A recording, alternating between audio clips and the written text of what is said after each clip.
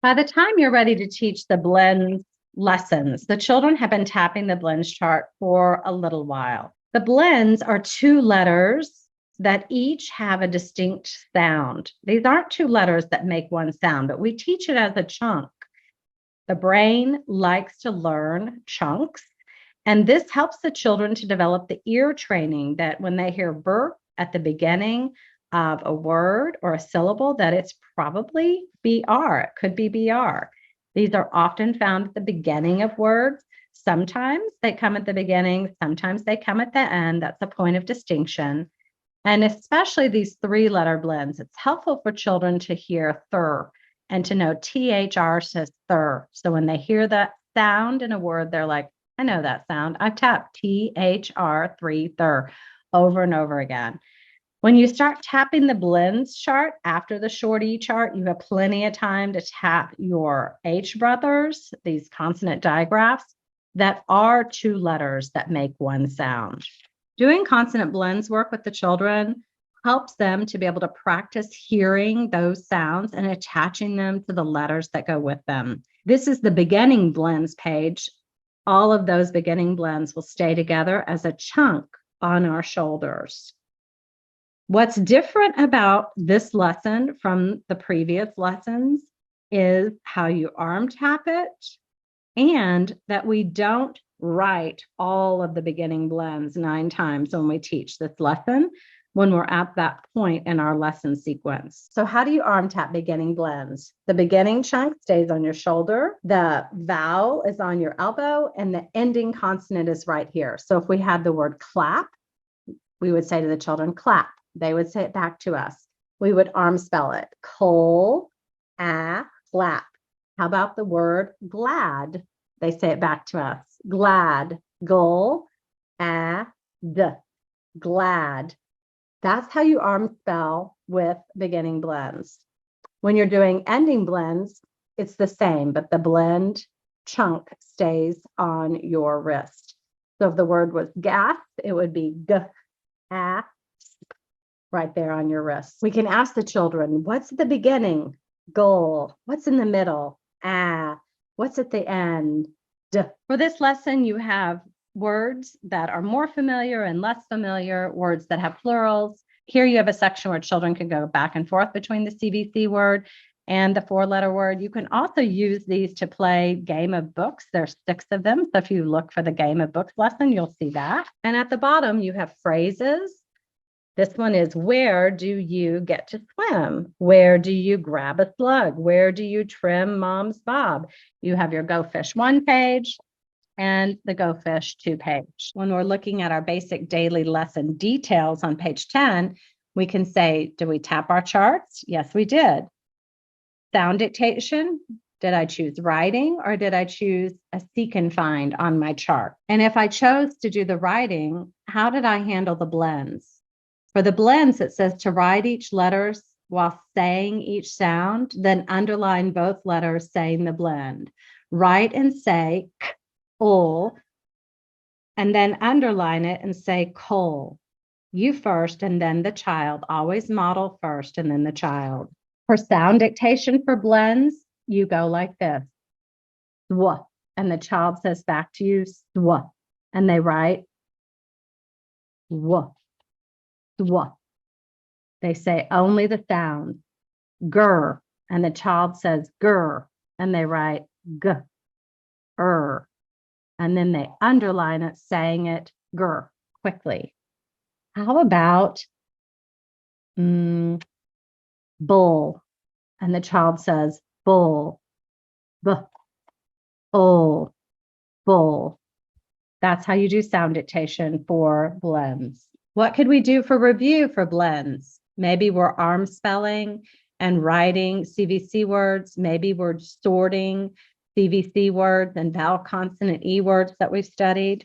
And for our new skill today, we're not writing all the graphemes 9 times, but maybe there are some that you know your group would benefit from. Maybe TW, or noticing that sk is made by SC and SK. You are going to want to arm tap and spell words orally. You can dictate 4 to 8 words from your lesson, And you might even have a child who's ready to model this and be a class leader with you. Then when we get to our word study, we have so many options. If I'm in a whole group, one of the easiest things to do is to mark or highlight the skill while saying the sound, and then to cut these game sheets apart and play Go Fish or play Game of Books, if it's that kind of game, or play memory or concentration. You might also decide that you want to play bingo. Bingo is very easy to do whole group. It doesn't have to be 4x3. It could be 3x3 to make it even easier. If you have two children playing, they can take their page and they can cut those words up. Those can be the words that are dictated over here, and that creates the draw pile for them to be able to draw a card, read it, and then both of their friends or the small group cross it off. There are so many variations to this work. Today, we're going to mark our Go Fish page. I'm going to show you how to do that. These prepared pages make it really easy for you to be able to just make copies for the kids in the class, and then they come in and they find and highlight the skills while they're saying it. So you can have them do like a consonant blend search where they look for the consonant blends and they go full, per, pull. They might want to color them, gur, pull. Some children don't like a highlighter and they just want to use their pencil. Bull, sk, sol, bur, sm, per, twa, gull, and you just go on until they're finished. You can have them come back in with another color even and underline their vowel and say the sound. Ah, ah, ah, ah. Maybe they used a pencil to underline their consonant blend, and then they use their highlighter to find their vowel. I, I. You decide how you want to do that with your children. But all of this work helps to build that automaticity with those letter sound combinations. If this was all you did and then the children played Go Fish, that would be a substantial piece of work for the children in your classroom. You can send this home by giving the children 2 pages and they take home their set. You can also take one of these sets and break it into 2 so that there are maybe 7 or 8 matches to a page just to reduce the number of copies you have to make. There's a separate video for the consonant blends ending, but on the mixed page, there are words that have a beginning and ending consonant blends. You have compound words here that don't necessarily even have consonant blends in them, but they give the children an opportunity to go back and review that vowel consonant E work so that you remember that that is so. If you have a child that you can put this page down in front of in a tutoring environment, then go ahead and do that. Here's how you can do this. Use this page with a child. You can give them their highlighter and they highlight their blend, fur, and then they read their word, frost, cur, craft, fur, and you can also not have them highlight at all and just come in and read the words, soul, ept, slept. Or maybe for this child, what's tricky for them is the vowel sound, that they can read the consonant blends pretty well, but going between all these different vowel sounds is tricky, and they revert to words that they have stored in their long-term memory when they're reading instead of doing a careful reading of the word that's there. So you can have them highlight the vowel, sol, et, ast, and, cur, est, thwa, ift. Okay, let's read it again. Sol, et, slept, and, stand, crest, swift. Okay, read it again. Slept, and, crest, swift. All right, this time I want you to read it and don't say it until you know what it is. Slept, stand, crest, swift. All right, one more time. Slept, stand, crest, swift.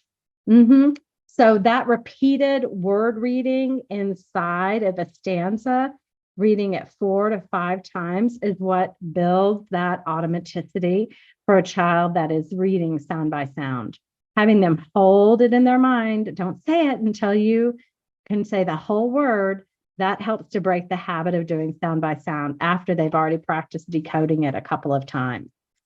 So for the child that's reading at that level, if you were to just with one column of words doing that work here and here and here, and then perhaps dictating these words onto a bingo board, that would be a substantial piece of work for that child.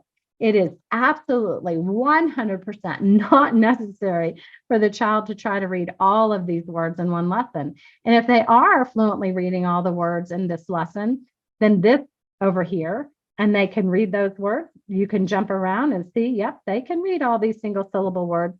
Maybe you need to work with compound words, or that the area that they need to work in is the sentence level work. So you can make an adjustment in your lesson sequence and think about the sentence level work that's available for the children. So in 4D, one of the things that we talk about is how to do two-column matching and how to do unscrambling a sentence. For a child who's ready to do phrase and sentence work, you definitely want to include that in your lesson. That doesn't mean that we skip doing single word work. It just means that we do some single word work, some arm spelling and writing, some sentence level work. And on 4D on page 13, you have examples of how to do 2 different activities with sentence work. You can also see how to do the sentence dictation, where we dictate a word to the child says it back to us. We guide them in how to make a picture in their mind and write that word. It's much easier to do sentence dictation after the children have done an activity like this, where they take 2 halves of the sentences and they are matching them up first, and then we take those sentences and we dictate them to the child. That's similar to what I was suggesting over here, that if you do all of this good decoding work with the children, they read each of these stanzas 4 or 5 times, that then you take these words that they've just read and you dictate them for the child to spell, and you could dictate them onto a game board or a bingo board. So those are some different ways that you can use your consonant blends work. This work right here of drawing a line between the 2 halves of the compound word could also be done just like this in a 2-column matching activity. Both of these make excellent review activities for future lessons.